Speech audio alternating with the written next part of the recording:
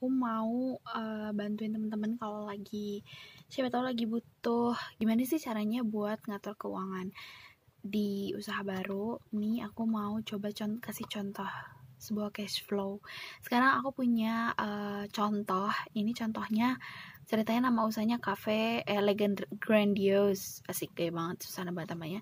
Dan dia itu sebagai cafe, salon, dan butik. Ceritanya dia di ruko 3 lantai, terus ya gitu, jadi dia ada lantai satunya ceritanya cafe, terus library cafe gitu, lantai 2-nya ceritanya salon, lantai 3-nya ceritanya ini bridal butik gitu. Nah sekarang langsung aja ke analisa kelayakan proyek dari segi ekonomi ya. Jadi yang pertama, di sini kita lihat, di sini ada tabel. Yang pertama kita bikin dulu tabel yang ada 1, 2, 3, 4, 5, 6. Ada nomor, jenis pengeluarannya untuk apa, kuantitinya ada berapa biji, terus pengeluarannya masuk dan juga total. Nah, aku nggak akan pakai ini karena ini angkanya gede-gede banget. Karena kan tadi kan ini nolnya kebanyakan lagi nih. Bisa-bisanya. Udah lah ya ceritanya. Ini abaikan angkanya. Misalnya nomor 1 di sini. Modal awal misalnya kamu jualan makanan, jualan minuman deh, minuman yang gampang ya. Nah, modal awal ini ceritanya kamu mau jualan minuman boba. Biaya awalnya atau biaya pembangunannya atau biaya yang awal banget ini tuh berapa? Misalnya kamu beli cup sealer 500.000, terus kamu beli gunting. Jadi yang dihitung di sini itu sebisa mungkin adalah barang-barang yang cuma 1 kali beli aja. Terus misalnya hektar, terus misalnya pisau, misalnya apalagi sendok misalnya gitu. Nah uangnya di sini taruh juga di sini nggak apa-apa. Terus taruh juga di sininya berarti 0 kan? Karena modal awalnya misalnya ternyata harga beli cup sealer, beli gunting, beli sendok, beli garpu dan lain-lain tuh harganya misalnya 5 juta. Ini contoh ya. 5 juta berarti kita tulis juga di sini 5 juta. Terus totalnya kan kita awalnya punya 5 juta. Nah karena udah dipakai ke sini yang sama-sama 5 juta, dikurangin dong. Ada modal awal dikeluarin 5 juta jadinya 0. Terus di sini ada biaya tetap. Biaya tetap itu apa sih? Biaya yang dikeluarin terus-terusan. Selama kapan? Misalnya biaya tetap setiap minggu atau tiap bulan misalnya. Nah, biaya tetap tiap itu biasanya sih mostly ya per 1 bulan. 1 bulan itu misalnya apa? Misalnya 1 pajak ya, kita ceritanya jualan boba kayaknya belum ada pajak ya, ini ceritanya rumahan. Oke, enggak, gaji karyawan 1 orang misalnya kuantiti gaji karyawan nih kayak gini, gaji 1 orang misalnya berapa sih gajinya, 600.000, 200.000 kah, atau dia nggak perlu digaji, dia partner aku, ya udah nggak usah. Terus misalnya apalagi yang tiap bulan harus beli, yang harus beli tiap bulannya itu dong cup plastiknya. Masuk cup plastik. Kuantiti itu berapa biji? Misalnya 500 cup, ada 500 biji. Totalnya berapa? Yang harus kita keluarin 500 cup itu misalnya 500.000 atau 300.000. Nah, tulis di sini. Terus apalagi sedotan 500 biji juga biar sama. Berarti berapa sedotan 100 biji 500 biji berapa? Terus di sini pokoknya biaya tetap ini yang tiap bulan kamu beli gitu. Sampai kita totalin itu dari sini sampai sini. Berapa total 1 bulan yang harus dikeluarin tiap bulan gitu. Misalnya kalau misalnya ada sewa tempat, masukin juga di sini gitu. Terus kita lihat di sini. Di sini langsung masuk ke uang masuk. Bikin lagi nih, baru lagi. Misalnya apa? Nomor 1. Boba karamel. Terus nomor 2 boba strawberry.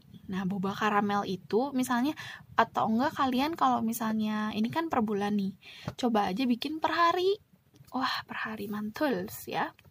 Per hari misalnya boba strawberry laku 2, berarti berapa harga satuannya sekian, berarti totalnya misalnya satunya 10.000, berarti 2 di sini 20.000, ditotalin sampai di sini. Misalnya di sini dalam satu hari bisa laku 200.000, totalnya ya 200.000, berarti sekitar ada 20 cup gitu. Terus ditulis lagi hari kedua berapa, misalnya boba karamel, oh hari ini lagi laku keras 30 yang terjual, berarti 30, terus harga satuannya 10.000, 30 kali 30 30 dikali 10.000, 300.000. Terus di sini boba strawberry nggak ada, di sini berarti nggak ada, berarti di totalnya 300.000. Terus, jadi omset itu adalah uang masuk penjualan dikurangi uang tetap kebutuhan per bulan. Nah, caranya misalnya gini, kalau mau, kan tadi kan kita ceritanya per hari itu bobanya, kita hitung deh hari ke-1 sampai hari ke-7, atau dari hari ke-1 sampai hari ke-30, kan 1 bulan tuh. Atau kita coba seminggu aja, dari tanggal bulan ke-1 sampai ke-7. Berarti hari Senin 200.000, hari Selasa 300.000, hari Rabu 500.000. Jadi berapa totalnya? Misalnya dalam satu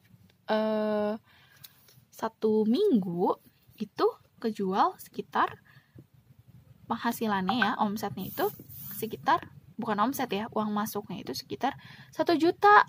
Oke, 1 juta. Tapi tadi kita ngitung yang ini itu biaya tetapnya per bulan. Jadi coba hitungnya, berarti di sininya hitungnya per bulan juga gitu. Biar bareng, kalau misalnya ininya mau per bulan, biaya tetap per bulan, berarti yang ininya kalian hitungnya sampai sebulan dulu gitu, sampai hari ke-30. Atau kalau mau biaya tetapnya diganti jadi per minggu, biaya yang harus dikeluarkan tiap minggu, berarti ini juga sama per minggu gitu. Terus masuk ke sini, misalnya contoh ya, omset bulan ke-1 itu uang masuk dikurangi modal uang tetap. Berapa sih modal uang tetapnya? Ternyata masih nombok. Misalnya ternyata waktu itu kita biaya tetapnya harus beli ini, beli itu, beli ini, sedangkan di dalam 1 minggu itu jualannya belum semua, belum banyak yang laku. Nah, berarti di sini masih nombok gitu. Jadi ngikutin ini aja nih. Boleh di screenshot. Oke. Nah, dan disinilah cash flow-nya. Emang enaknya kalau misalnya kita ngerjainnya pakai per bulan, jadinya bisa kelihatan. Ini nih, gimana sih modal awal yang tadi tuh 5 juta, beli cup sealer, beli gunting, beli pisau, terus biaya awal. Biaya awalnya tadi ada berapa? Kenapa di dalam kurung? Berarti kan tadi modalnya kan yang ini loh. Yang ini. Modal awal sama biaya awal. Modal pasti masuk, biaya awal berarti keluar. Karena masuk dia tulis biasa aja, karena dia keluar dia dalam kurung, jadinya minus 0. Uang keluar tetapnya 5 juta tadi itu, misalnya 5 juta. Tapi dalam kurung, karena itu masih kalian ngeluarin gitu. Terus saldo sementaranya masih negatif, alias belum laku gitu ya, belum dapat balik untung, masih nutupin modal. Terus masuklah uang masuk dari jualan boba hari ini, jualan boba 1 minggu ini, jualan boba 1 bulan ini. 1 bulan ternyata bobanya laku 8 juta nih, masukin 8 juta di sini.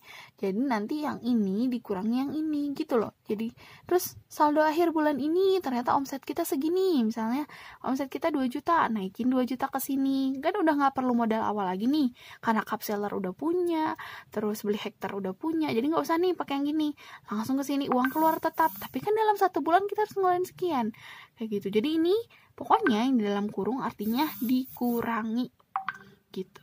Jadi nanti bakal kelihatan kita balik modal itu kapan